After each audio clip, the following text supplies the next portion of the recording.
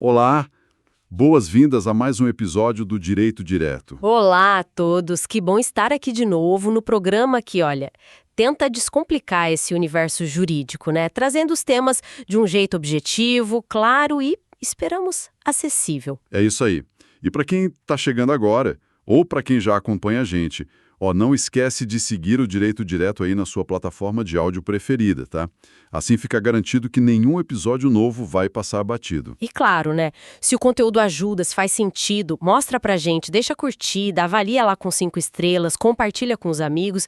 Sabe aquela pessoa que tá naquela batalha dos concursos? Pois é, o Direito Direto pode ser uma companhia bem legal nos estudos. Com certeza. Aproveita e segue também o nosso perfil lá no Instagram, que tem sempre mais dicas e conteúdos por lá. E o bacana do Direito Direto é isso, né? Dá para ouvir no carro, lavando a louça, na academia. A ideia é ser um conteúdo leve, informativo, mas que se encaixa na rotina. Para nossa conversa de hoje, a gente se baseou bastante na legislação civil, claro, na jurisprudência do STJ e do STF, que são super importantes, e também em entendimentos da doutrina, como, por exemplo, as aulas do professor Daniel Assunção, que são referência. E o nosso mergulho hoje vai ser nos fundamentos do direito processual civil, um tema, assim, essencial para entender como a justiça civil resolve os conflitos. Perfeito. Então, vamos começar do começo mesmo.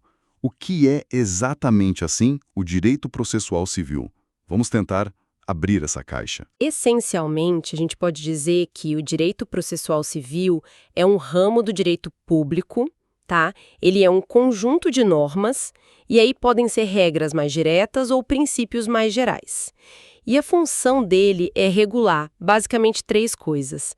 A atividade do Estado de resolver conflitos, que é a jurisdição. Certo. O direito que as pessoas têm de pedir essa solução para o Estado, que é o direito de ação. E o jeito como tudo isso acontece, o caminho, que é o processo em si. E qual seria o grande objetivo por trás dessa organização toda? Olha, o objetivo principal é garantir que o Estado dê a resposta adequada à tutela jurisdicional, que a gente chama, né? Quando alguém diz que um direito seu, de natureza civil, foi violado ou está ameaçado. É bom dizer que, assim, tem muito debate na doutrina sobre o conceito exato, mas essa é a base para a gente entender e é o que cai em concurso, por exemplo. Faz todo sentido. Mas por que esse tema é tão relevante? Não só para o mundo jurídico, mas talvez até para o cidadão comum. Ah, sem dúvida. Porque o direito processual civil é, na prática, o como fazer, sabe? Para fazer valer os direitos. Sem ele, o direito material, aquele que está lá no Código Civil, falando de contrato, família, propriedade, ele seria só uma promessa no papel. Né? O processo é que transforma isso em algo concreto que dá para exigir do Estado. Ele que diz como a gente busca nossos direitos e como a gente se defende quando alguém entra com uma ação contra a gente na área civil. Entendi. O direito material diz o quê e o processual diz como. Mas esse como, ele sempre foi visto dessa forma. Como foi que o direito processual civil evoluiu? Não, de jeito nenhum. O jeito de pensar o processo mudou bastante ao longo do tempo. A doutrina costuma dividir isso em fases, né? A primeira é a chamada fase praxista ou sincretista. Nomes interessantes. O que marcava essa fase inicial? Essa fase foi longa, viu? Desde o direito romano até mais ou menos metade do século XIX, ali por 1868. A principal característica era que o direito processual não era visto como algo separado, autônomo. Ah, era tipo uma parte do outro direito. Exato. Era visto como um apêndice do direito material, quase um procedimento administrativo sem vida própria. E o direito de ação era só uma reação direta se alguém violasse o direito material. Não tinha essa ideia de um direito autônomo de ir à justiça. E o que fez isso mudar? Qual foi a virada de chave? A mudança veio com a segunda fase, o processualismo. Também chamam de fase autonomista ou científica. O marco, que todo mundo cita, foi um livro de um jurista alemão, Oskar von Bülow, lá em 1888. Ele falava dos pressupostos processuais, da coisa julgada. Ah, então aí o direito processual começou a ganhar identidade própria, a ser visto como ciência. Exatamente. Bülow e outros mostraram que o processo tinha seus próprios conceitos, institutos, princípios, diferentes do direito material. Aí começou a separação clara, sabe? A relação material entre as partes e a relação processual, que é triangular: autor, juiz e réu. Faz sentido. E o direito de ação passou a ser visto como um direito público, um direito contra o Estado juiz. Essa fase, bom, ela influenciou demais os nossos códigos de processo civil de 1939 e o de 1973. Mas imagino que não parou por aí, né? A evolução continua. Continuou assim. Depois da Segunda Guerra, mais ou menos, surgiu a fase do instrumentalismo. Aqui, o direito material e processual voltam a se aproximar, mas, veja bem, sem perder a autonomia que foi conquistada, tá? A ideia central é que o processo não é um fim nele mesmo, ele é um instrumento. Um instrumento para quê, exatamente? Para realizar o direito material, claro, de forma efetiva, mas também para alcançar objetivos maiores da justiça, como a paz social, fazer justiça no caso concreto, educar as pessoas sobre o direito, até mesmo ajudar em políticas públicas. Um trabalho super influente dessa época foi o projeto Acesso à Justiça, do Capelletti e do Garf. Eles falaram das ondas renovatórias para tornar o acesso à justiça mais real. Ondas renovatórias. O que seria isso? A primeira onda era sobre dar assistência judiciária gratuita para quem não podia pagar. A segunda olhou para os direitos de grupos, direitos difusos, sabe, da sociedade. E a terceira buscou jeitos de fazer o processo andar mais rápido e ser mais efetivo. Hoje em dia, tem gente que fala até em quarta e quinta ondas, ligadas à ética no processo e à influência dos direitos humanos. Nesse contexto, também ficou forte a ideia de uma relação circular entre direito material e processo. Como dizia o Carnelucci, um precisa do outro, eles se ajudam. E hoje, qual seria a fase atual do direito processual civil? Hoje, a gente vive o que se chama de neoprocessualismo ou formalismo valorativo. Essa fase é muito marcada pela influência do neoconstitucionalismo, ou seja, a Constituição Federal está no centro de tudo. E como isso afeta o processo civil na prática, no dia a dia do fórum? Afeta demais. Quer dizer que toda norma processual tem que ser lida e aplicada pensando nos valores e princípios da Constituição de 88. O artigo 1º do CPC de 2015 já começa dizendo isso, né? O processo civil será ordenado, disciplinado e interpretado conforme os valores e as normas fundamentais estabelecidas na Constituição. Entendi. Aí se valoriza muito a ética, a boa-fé objetiva, que a gente vai detalhar daqui a pouco, a cooperação entre todo mundo no processo. E também tem um espaço maior para as partes, sabe? Elas podem fazer acordos sobre o próprio procedimento, os negócios jurídicos processuais do artigo 190. Uma evolução bem marcante mesmo. Agora, descendo um pouco mais para o concreto. Onde a gente encontra as regras do jogo? Quais são as fontes do direito processual civil? As fontes são variadas, né? Vamos começar pelas fontes formais primárias, as mais diretas. Lá no topo, claro, a Constituição Federal. Depois, o Código de Processo Civil, a Lei 13.105 de 2015. Aí temos leis processuais soltas, que tratam de coisas específicas. E o artigo 13 do CPC diz que tem que observar os tratados internacionais que o Brasil assinou. E uma parte da doutrina moderna já inclui os precedentes vinculantes do STF e STJ aqui também como fonte primária. E pode ter regra processual escondida em outras leis? Tipo no Código Civil? Pode sim. São as chamadas normas heterotópicas. São regras com cara de processo, mas que estão em leis de direito material. Acontece. Agora, uma coisa super importante. Medida provisória não pode tratar de direito processual civil, tá? A Constituição proíbe lá no artigo 62. Certo. E além dessas fontes mais óbvias, o que mais alimenta o sistema? Bom, aí temos as fontes formais secundárias ou indiretas. A doutrina clássica fala dos costumes, que é uma prática repetida com a ideia de que é obrigatória, mas no processo é mais raro. A analogia, usar uma regra de caso parecido para um caso sem regra, e os princípios gerais do direito. A equidade também entra, mas com cuidado, O juiz só pode decidir por equidade se a lei autorizar, como diz o artigo 140, parágrafo único do CPC. E onde entram os livros dos juristas, a doutrina e as decisões repetidas dos tribunais, a jurisprudência? Essas são as fontes não formais ou materiais.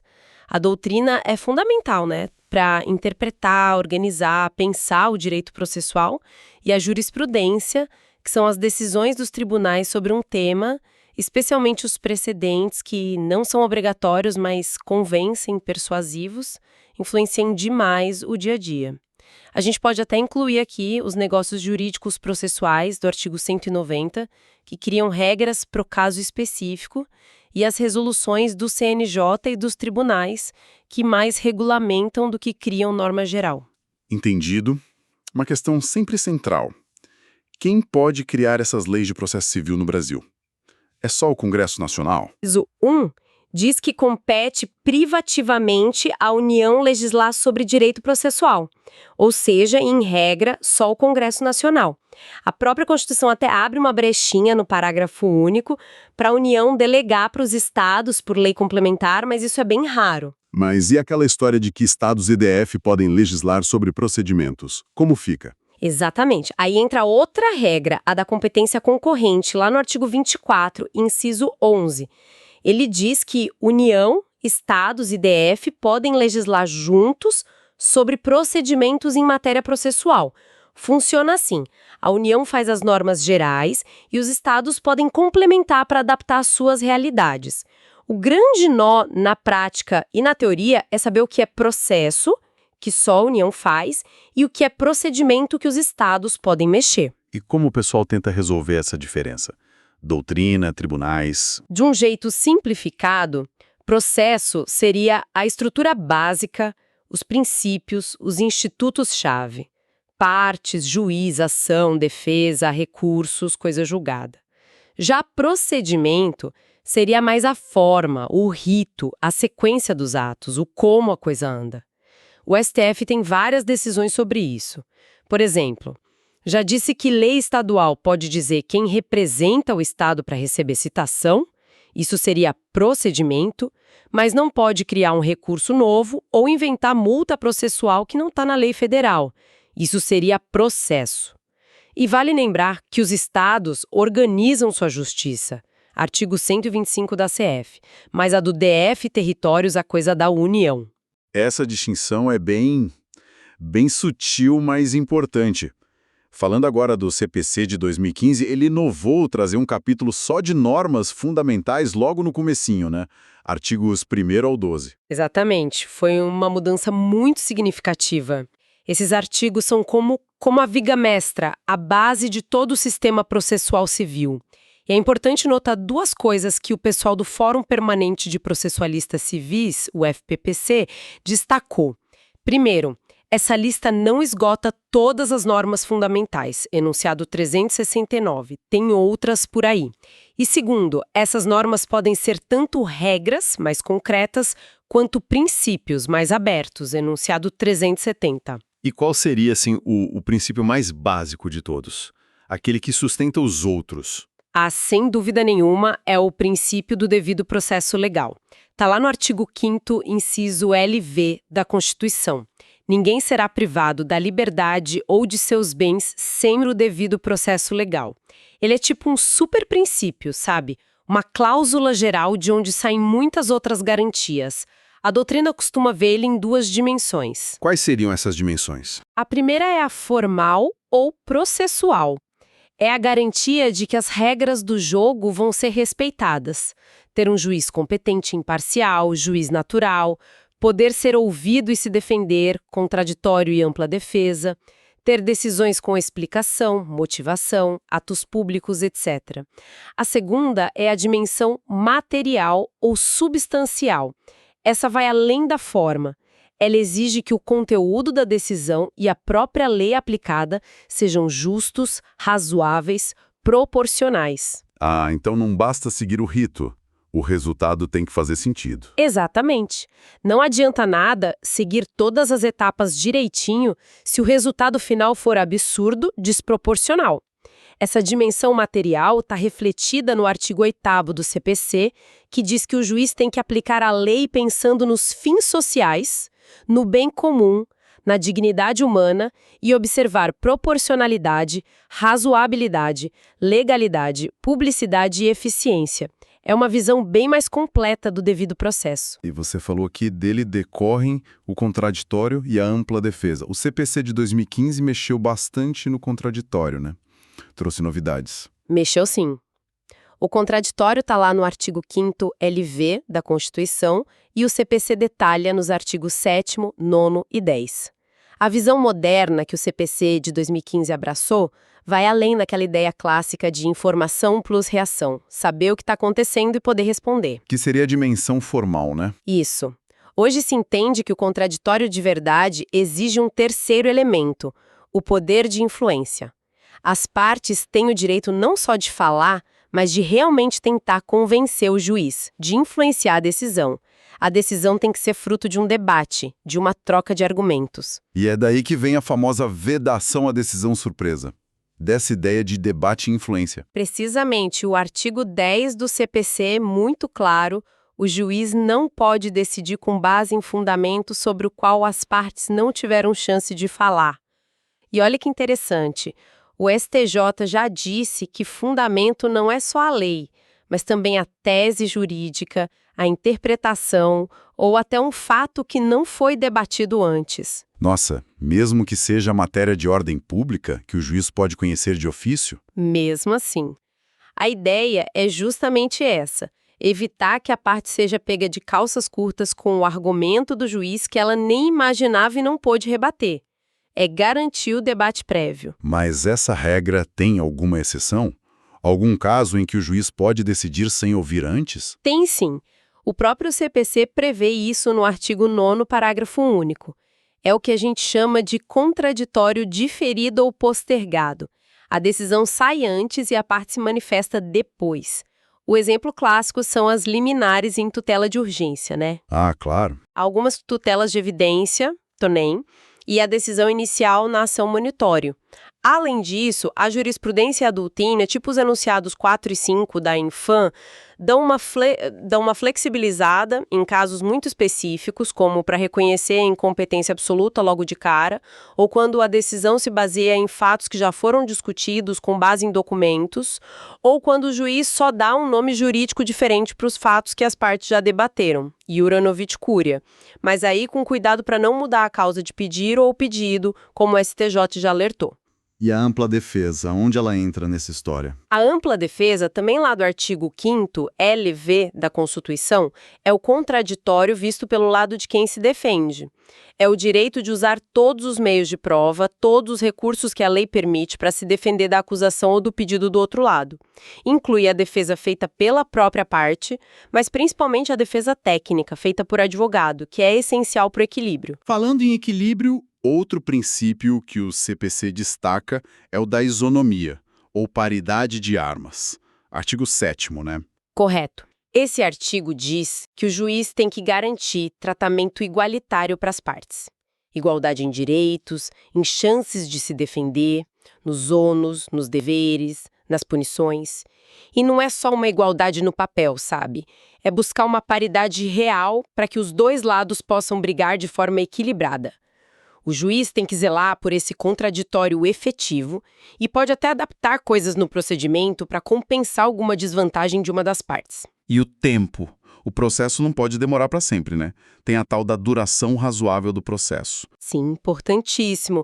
Está no artigo 5º LXI-VV da Constituição, aquele inciso que veio com a reforma do Judiciário, e no artigo 4º do CPC. Garante o direito a uma solução integral do mérito em prazo razoável. E olha o integral. Não é só ter a sentença, é ter a decisão cumprida e até o fim da execução, se for o caso. E razoável não quer dizer correndo. De jeito nenhum. Razoável é o tempo necessário para ter um julgamento justo, efetivo, considerando a complexidade do caso, como as partes se comportam, como o judiciário atua. Agora, o que não pode é a demora ser culpa da estrutura falha do judiciário, né? Isso não justifica violar o direito. O juiz tem o dever de cuidar disso, como diz o artigo 139, segundo. E o artigo 8º também fala em eficiência. Tá ligado a isso. Vamos entrar agora num princípio que, nossa, ganhou muita força no CPC de 15, a boa-fé processual, artigo 5º. Sem dúvida, um dos pilares do Código Novo. O artigo 5º fala que aquele que de qualquer forma participa do processo deve comportar-se de acordo com a boa-fé. E esse aquele é todo mundo mesmo, partes, advogados, juiz, promotor, perito, testemunha, todo mundo. E o foco aqui é na boa-fé objetiva. Qual a diferença da objetiva para a subjetiva? A subjetiva é a intenção da pessoa, se ela acha que está agindo certo lá na cabeça dela. A objetiva, que é a do artigo 5º, não olha para a intenção, ela olha para o comportamento externo. É um padrão de conduta que se espera, agir com lealdade, honestidade, correção, cooperação. Mesmo que a pessoa não tivesse a intenção de prejudicar, se a conduta dela fugiu desse padrão esperado, pode ter violado a boa-fé objetiva. Por isso que o enunciado lá da Jornada de Direito Processual Civil diz que não precisa provar o ânimos, a má intenção. E como essa boa-fé objetiva aparece no dia a dia do processo? Tem uns desdobramentos práticos? Tem vários. São os chamados deveres anexos, ou corolários da boa-fé. A doutrina lista muitos, mas alguns famosos são a proibição do venire contra factum proprium, que é não poder agir de forma contraditória, tipo, aceitar uma decisão e depois recorrer dela, o artigo 1000 proíbe isso. A suppressio, que é perder um direito por não usá-lo por muito tempo, criando a expectativa no outro de que não iria mais usar. Tipo, não alegar uma nulidade relativa logo de cara, como manda o artigo 278. Tem a surrectio também, né? O contrário. Isso, a surrectio, que é nascer um direito para um lado por causa da conduta do outro. Tem o tucoque, que é não poder se beneficiar da própria torpeza, o artigo 276 fala disso. Quem deu causa à nulidade não pode pedir para anular. A exceptio doli, uma defesa contra quem age com dolo. E até o dever de mitigar o próprio prejuízo, duty to mitigate the loss, que veio lá do direito civil, mas se aplica aqui também. E na prática mesmo, como isso funciona? Você falou da nulidade de algibeira. Exato. A nulidade de algibeira ou de bolso é aquela malandragem da parte que percebe uma nulidade, mas fica quieta. Guarda no bolso para usar só se a decisão final for ruim para ela.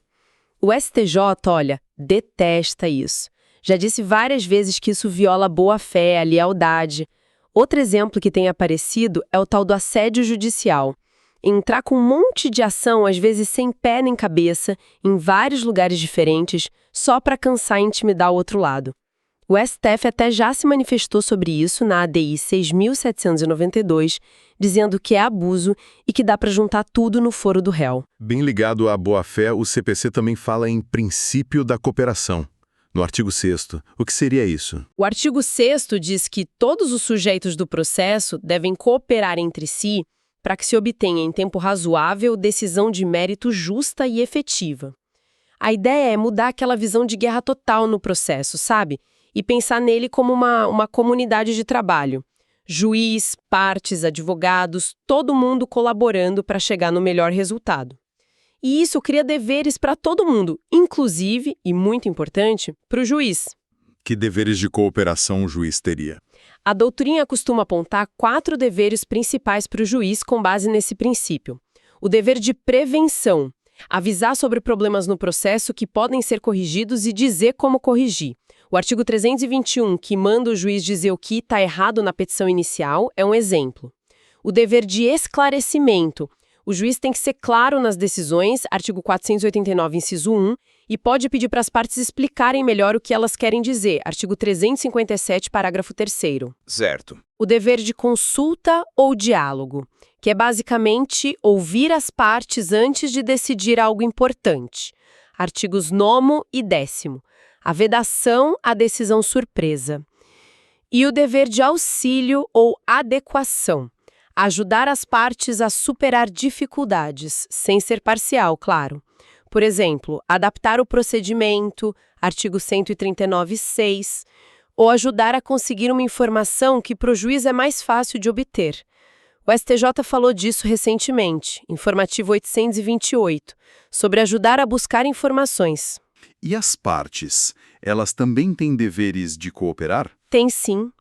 Embora se fale mais dos deveres do juiz, a doutrina e alguns enunciados, como o 373 do FPPC, dizem que as partes e os advogados também têm deveres que vêm da boa-fé e da cooperação, como o dever de esclarecimento, ser claro no que diz, o dever de lealdade, não usar o processo para sacanear o outro, e o dever de proteção, evitar causar dano desnecessário. Mudando um pouco de assunto, mas ainda nos princípios, a publicidade dos atos processuais. O que ela garante? A publicidade está lá no artigo 93, inciso 9 da Constituição, e no artigo 11 do CPC. A regra é: julgamentos são públicos e decisões têm que ser fundamentadas. Isso quer dizer que normalmente qualquer pessoa pode ir lá olhar o processo, assistir a uma audiência, a um julgamento. Isso é bom por dois motivos. Primeiro, a sociedade pode controlar o que o judiciário está fazendo. Segundo, é uma garantia de imparcialidade para as próprias partes. Mas tem exceção, né? O segredo de justiça. Tem sim. O artigo 189 do CPC fala dos casos de segredo de justiça, processo de família, coisas que envolvem intimidade, ou quando o interesse público ou social exige sigilo. Nesses casos, só as partes, os advogados e o MP, se participar, podem ver os atos. É interessante que o CPC permite gravar a audiência em vídeo e áudio, e as partes podem fazer isso sem nem pedir autorização para o juiz. Artigo 367, parágrafos 5º e 6º. Mas olha, as partes não podem fazer um acordo negócio processual para deixar o processo em segredo, porque a publicidade é regra de ordem pública. E a motivação das decisões? Também fundamental, certo? Na Constituição e no CPC. Fundamental. Está junto com a publicidade lá no artigo 93 iX da Constituição e nos artigos 11 e 489, parágrafo 1º do CPC. Exige que toda decisão judicial, sentença, decisão no meio do processo, acórdão, seja fundamentada, explicada. Se não for, é nula. A motivação serve para a parte entender por que perdeu ou ganhou e poder recorrer, controle interno, e para a sociedade entender e fiscalizar o judiciário, controle externo. E aquele parágrafo 1º do artigo 489 foi bem detalhista, né? Dizendo o que não é fundamentação. Muito. Ele deu um puxão de orelha em algumas práticas. Disse que não adianta só citar a lei sem explicar por que ela se aplica, não adianta usar termo vago, tipo justiça, interesse público, sem dizer como ele se encaixa no caso, não adianta usar argumento genérico que serviria para qualquer decisão, tem que responder aos argumentos importantes da parte que poderiam mudar o resultado. Nossa, bem exigente. Sim. E tem mais. Não pode só citar um precedente ou súmula sem mostrar a ligação com o caso, e se a parte citou um precedente ou súmula, o juiz tem que seguir ou explicar por que aquele caso é diferente, distinguishing, ou por que o entendimento mudou, overruling. Ou seja, a fundamentação tem que ser séria, tem que dialogar com o caso concreto e com os argumentos. E aquela prática de o juiz ou tribunal usar os fundamentos de outra peça, tipo do parecer do MP ou da sentença que está sendo recorrida, a motivação per relationem. Pode isso? Pode, mas com ressalvas. O STF e o STJ geralmente aceitam, desde que a decisão diga claramente quais fundamentos está adotando e que esses fundamentos sejam bons, bem explicados. Não pode ser só um concordo com o parecer genérico, tem que incorporar as razões. O STJ tem mostrado mais cuidado com isso em alguns casos, como em decisão de interceptação telefônica, exigindo que o próprio juiz analise mais a fundo. Vamos falar agora do acesso à justiça, ou inafastabilidade da jurisdição. Claro, artigo 5º, 35 da Constituição. A lei não excluirá da apreciação do Poder Judiciário lesão ou ameaça a direito. E o artigo 3º do CPC repete isso. É a garantia de que ninguém pode ser impedido de levar uma questão para o judiciário resolver. Mas, atenção, acesso à justiça não é só acesso ao judiciário. O próprio CPC, no artigo 3º, segundo parágrafo, diz que a arbitragem é válida. O STJ tem súmula sobre isso, súmula 485, e até já disse que começar a arbitragem interrompe a prescrição, informativo 826. E o CPC também incentiva outras formas de resolver conflito, né? Além do juiz e do árbitro. Sim, muito. Os parágrafos 2º e 3º do artigo 3º dizem que o Estado tem que promover a solução por acordo sempre que possível, incentiva a conciliação, mediação. É uma mudança de cultura importante. Nesse ponto, o STF até disse que é ok não exigir advogado nas audiências de conciliação e mediação, lá no Sejusques, ADI 6.324. E aquela história de precisar ir primeiro no administrativo antes de ir para a justiça, qual é a regra? A regra geral no Brasil é que não precisa. Pode ir direto para a justiça, mas tem exceções, poucas, que estão na Constituição ou em lei.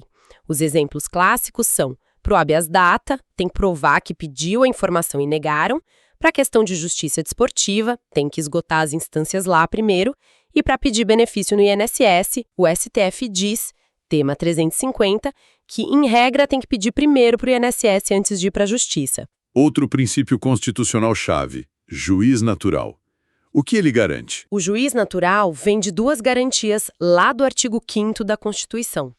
A que proíbe tribunal de exceção, inciso 37, e a que diz que só a autoridade competente pode processar e julgar, inciso L3.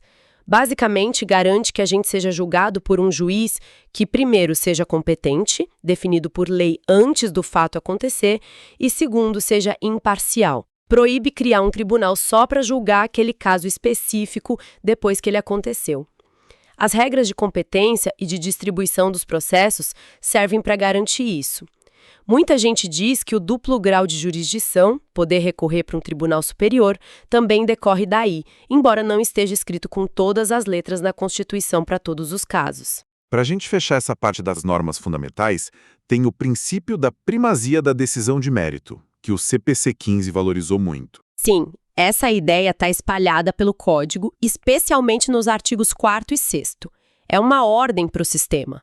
O foco tem que ser resolver o problema de verdade, a briga em si, o mérito, e não ficar extinguindo o processo por detalhe formal. O juiz tem o dever, que vem da cooperação também, de tentar consertar os defeitos processuais sempre que der, artigo 139.9, 317, 929, parágrafo único. 1029, terceiro, para poder julgar o mérito. Tem exemplos disso? Tem vários. Aquela regra que manda aproveitar os atos, mesmo se o juiz era incompetente, translatio ditsci, artigo 64, parágrafo 4º.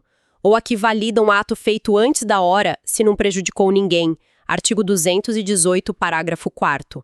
É sempre tentar salvar o processo para resolver a questão principal. Além desses todos que a gente detalhou, tem outros que a doutrina menciona, né? Economia processual, instrumentalidade das formas, adequação. Sim. Vale comentar rapidinho. A economia processual é fazer mais com menos, ter o máximo de resultado com o mínimo de atos e gastos. A instrumentalidade das formas é aquela ideia do pas de nullité sans gris, sem prejuízo, não tem nulidade. Está nos artigos 277, 282, parágrafo único. O ato, mesmo feito diferente, vale se cumpriu o objetivo e não prejudicou. E a adequação procedimental é a ideia de que o procedimento pode ser adaptado para o caso. Pode ser a lei que prevê, tutela provisória, o juiz que adapta artigo 139, sexto, ou as partes que combinam o negócio processual do artigo 190. Excelente resumo dos princípios. Agora, mudando um pouco, como a lei processual brasileira se aplica? No espaço e no tempo. Ótima pergunta. No espaço, a regra é territorialidade, artigos 13 e 16 do CPC. Lei brasileira vale para os processos aqui no Brasil. A exceção principal são os tratados internacionais que o Brasil assinou. Eles valem e, geralmente, por serem mais específicos, podem prevalecer sobre a lei interna. Tem regras na LINDB e no CPC para casos com elemento estrangeiro, prova lá fora, inventário de bens de estrangeiro aqui, validar sentença estrangeira, isso é com STJ, cumprir carta rogatória, STJ autoriza, Justiça Federal cumpre. E teve alguma mudança recente importante sobre até onde vai a decisão, a coisa julgada, em ação coletiva? Ouvi algo sobre isso. Teve sim, uma mudança enorme. O STF, no tema 1075, RE 1.0.101.937, disse que aquele artigo 16 da Lei da Ação Civil Pública era inconstitucional. Esse artigo, na redação que estava valendo, limitava a decisão da ação civil pública só ao território do juiz que deu a sentença. O STF derrubou isso. E qual o efeito prático disso? O efeito é que, agora, a regra voltou a ser que a decisão da ação civil pública vale para todo mundo, erga omnes, no Brasil inteiro, a não ser que o próprio STF module os efeitos ou a decisão restrinja seu alcance por um motivo justo. E isso é muito relevante para direitos coletivos. Nossa, muito importante mesmo. E no tempo, entrou uma lei processual nova? Como ela pega os processos que já estavam andando? A regra está no artigo 14 do CPC. Tempus regit actum, o tempo rege o ato. E a teoria é a do isolamento dos atos processuais. Funciona assim: a lei nova começa a valer na hora, para os processos em curso, mas ela respeita o que já foi feito e as situações que já estavam consolidadas na lei antiga. Ou seja, não volta para trás. Não volta para trás para mudar o que já acabou. Mas os atos que vão acontecer dali para frente seguem a lei nova.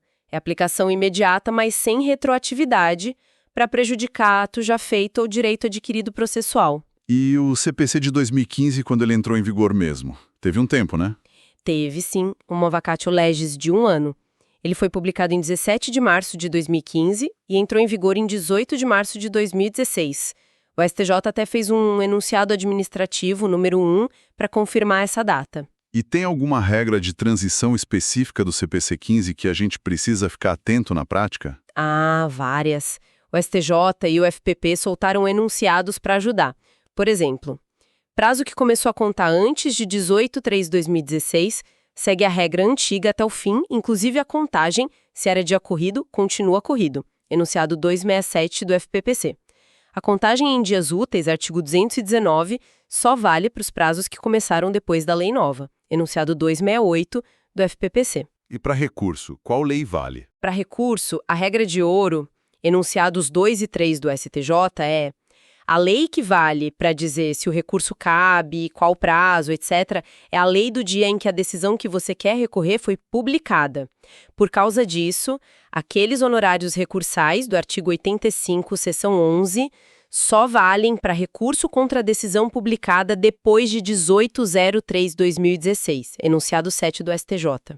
Ah, entendi a lógica. E tem um detalhe nos embargos de declaração. Se eles mudam a decisão original, efeito infringente, a lei que vale para o recurso contra essa nova decisão é a da data da publicação da decisão dos embargos. STJ decidiu isso no RESP 1847798. Ah, e o artigo 1047 diz que prova que foi pedida ou determinada na lei antiga segue a regra antiga para ser produzida e avaliada. Excelente. Essa parte de direito intertemporal é sempre cheia de pegadinhas. Para a gente amarrar tudo isso, que tal uns exemplos práticos, para ver como esses princípios funcionam na vida real? Ótima ideia. Exemplo sempre ajuda a fixar, né? Vamos lá. Imagina, a parte descobre uma nulidade no processo, mas ela fica quieta, pensa, vou esperar. Se eu perder lá na frente, eu uso essa carta na manga. Pode isso? Esse é o retrato da nulidade de algibeira que a gente falou. Isso é uma violação clara da boa-fé objetiva, artigo 5º, e da lealdade. Viola a cooperação, artigo 6º também. O STJ não aceita isso de jeito nenhum. A regra é: viu a nulidade, tem que alegar na primeira chance que tiver de falar no processo. Se não, para a parte já era, artigo 278. O juiz até pode reconhecer depois se for absoluta, mas a parte perde o direito de alegar se não fez na hora certa. Outro caso. 2 empresas grandes discutiam um contrato super complexo. Elas fazem um acordo e levam para o juiz um cronograma certinho. Data para entregar documento tal, data para perícia, data para alegação final. Isso vale? Vale totalmente. E é algo que o CPC 15 até incentiva. É um negócio jurídico processual atípico, lá do artigo 190, se as partes podem fazer acordo sobre o direito em si e são capazes, elas podem combinar mudanças no procedimento para adaptar ao caso delas. Podem combinar sobre ônus, prazos, deveres. É um exemplo da flexibilidade, adequação e do protagonismo das partes no neoprocessualismo. O juiz só vai controlar se o acordo é válido, se não é abusivo, etc. Beleza. Agora pensa num juiz que nega um pedido da parte e escreve só assim: indefiro o pedido por falta de amparo legal. E pronto. Tá certo isso? Essa decisão corre um risco enorme de ser considerada nula por falta de fundamentação. Olhando o artigo 489, parágrafo único, ela pode cair em vários problemas ali. Só citar a lei sem explicar, inciso 1, usar motivo genérico, inciso 3, não responder o argumento da parte, inciso 4. A motivação exige mais, exige explicar por que não tem amparo legal naquele caso, dialogando com o que a parte disse e provou. Um caso que, infelizmente, a gente vê muito. Processo simples, mas que fica anos e anos parado, sem solução. Que princípio está sendo violado aí? Claramente, pode estar violando a duração razoável do processo, garantia da Constituição, artigo 5º, 68º, e do CPC, artigo 4º. Essa demora sem justificativa que não seja pela complexidade ou por culpa das partes, fere o direito fundamental de ter uma resposta da justiça num tempo útil. Último exemplo. O juiz vê que a perícia que uma parte juntou é super difícil, cheia de termo técnico. Aí ele decide dar um prazo maior para a outra parte analisar e responder. Um prazo além do normal da lei. Como a gente vê essa atitude do juiz? Essa atitude parece muito correta e aplica 2 princípios importantes. Primeiro, a isonomia ou paridade de armas, artigo 7º. Ele está tentando equilibrar o jogo, dando chance real para a outra parte entender e responder à prova complexa. Segundo, ele está cumprindo o dever de cooperação, artigo 6º, na parte do auxílio ou adequação, adaptando o procedimento, o prazo no caso, para garantir que o contraditório seja real e a decisão seja justa. O artigo 139.6 permite expressamente essa flexibilização de prazos pelo juiz. Ufa, foi uma viagem e tanto por esses fundamentos, hein? Deu para ver como tudo se encaixa, como esses princípios formam a base do processo civil. Vamos só recapitular rapidinho os pontos-chave de hoje, para ninguém esquecer. Com certeza, foi muito assunto, mas é a base de tudo. Recapitulando então, vimos o que é o direito processual civil. Ramo do direito público, regula a jurisdição, ação e processo e serve para realizar o direito material. Falamos da evolução, praxismo sem autonomia, processualismo, autonomia, instrumentalismo, processo como ferramenta e o neoprocessualismo atual, Constituição no centro, princípios, cooperação. Identificamos as fontes: Constituição, CPC, leis, tratados, precedentes, primárias, costumes, analogia, princípios gerais, equidades secundárias, doutrina, jurisprudência, negócios processuais materiais. Discutimos a competência: processo, união, procedimento, união, estados, DF. Analisamos a fundo as normas fundamentais do CPC 15, artes 1º a 12, devido processo legal, contraditório, com influência e vedação à surpresa, ampla defesa, isonomia, duração razoável, boa-fé objetiva, e seus filhotes como venire, suprécio, cooperação, deveres do juiz e das partes, publicidade, motivação, acesso à justiça, inafastabilidade, juiz natural e primazia do mérito. E fechamos vendo como a lei processual se aplica no espaço, territorialidade e a novidade da coisa julgada na ACP, e no tempo, aplicação imediata, isolamento dos atos e as regras de transição do CPC 15. Perfeito. Chegamos ao fim de mais um Direito Direto. Olha, esperamos de verdade que essa nossa conversa sobre os fundamentos do processo civil tenha sido útil, tenha ajudado a clarear esses conceitos que são tão importantes para quem estuda e para quem trabalha com direito. Sem dúvida. E é bom lembrar, entender esses princípios não é só teoria, né? É a chave para atuar melhor, de forma mais consciente, mais estratégica no dia a dia da justiça civil. São essas normas que guiam a busca por um processo mais justo, mais ético, cooperativo, eficiente. E a forma como esses princípios continuam sendo interpretados e aplicados pelos tribunais, ainda mais com os desafios novos da tecnologia, da sociedade, é algo que está sempre em movimento, exige atenção constante. Exatamente. E por isso mesmo, a gente quer agradecer demais a companhia de quem ficou com a gente até aqui. Não esquece, hein? Segue o Direito Direto aí na sua plataforma, deixa a curtida, a avaliação de 5 estrelas, compartilha esse episódio com quem você acha que vai gostar ou precisar. Isso mesmo, e acompanhe a gente lá no Instagram também para mais conteúdo. Foi um prazer estar aqui hoje. Até a próxima!